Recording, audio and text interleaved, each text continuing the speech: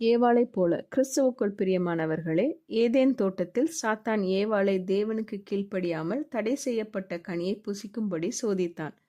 உங்கள் கண்கள் திறக்கப்படும் என்றும் நீங்கள் நன்மை தீமை அறிந்து தேவர்களைப் போல் இருப்பீர்கள் என்றும் அவன் சொன்னான். ஆனால் அது பொய். ஏவாள் அந்த கனியை புசித்த உடனே அவள் ஆவிக்குரிய கண்கள் குருடானது. உண்மையை பார்க்க முடியாதவளாகினாள். அவளுக்கும் தேவனுக்கும் உண்டான உறவு முறிந்தது. பாவ இயல்பு அவளுக்குள் வந்தது. இந்த ஏவாளை விவரிக்கும் பண்புகள் தான் நம்மையும் விவரிக்கின்றன. நாம் பிறப்பிலிருந்தே தேவனிடமிருந்து பிரிந்தவர்களாக இருக்கிறோம். அவரை சந்தோஷப்படுத்துகிற எதையும் நம்மால் செய்ய முடியாது. ஆனால் இதோ நமக்கு ஒரு நற்செய்தி.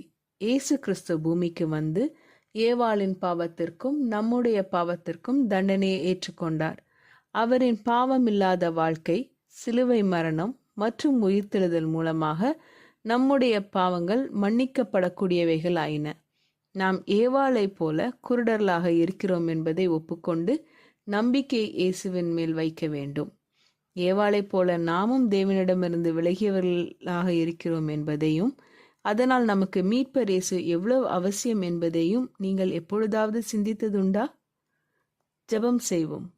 எங்கள் அன்பின் பரமபிதாவே, ஏவாளை போல நாங்களும் பல நேரங்களில் உம்முடைய கட்டளைகளுக்கு கீழ்ப்படியாமல் இருக்கிறோம். உண்மையை விட பொய்யை நம்புகிறோம். ஆனால் உமது கிருபையால் இயேசு கிறிஸ்துவை எங்களை மீட்க நீர் அனுப்பினதற்காக உமக்கு நன்றி.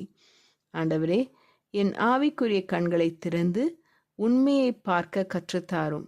நாங்கள் பாவி என்பதை ஒப்புக்கொண்டு எங்கள் நம்பிக்கை முழுவதையும் இயேசுவில் வைக்கிறோம். அவரது இரத்தத்தின் மூலம் மன்னிப்பையும் புது வாழ்வையும் எங்களுக்கு தருவதற்காக உமக்கு நன்றி செலுத்துகிறோம். இயேசுவின் மூலம் ஜெபிக்கிறோம் பரமபிதாவே, ஆமீன். இந்த மெசேஜ் 6 மே 2024 நான்சி டிமாஸ் வால்கமோத் அவர்களின் இயேசுவை தேடி என்ற புரோகிராமிலிருந்து எடுக்கப்பட்டது. கர்த்தர் உங்களை ஆசீர்வதிப்பாராக.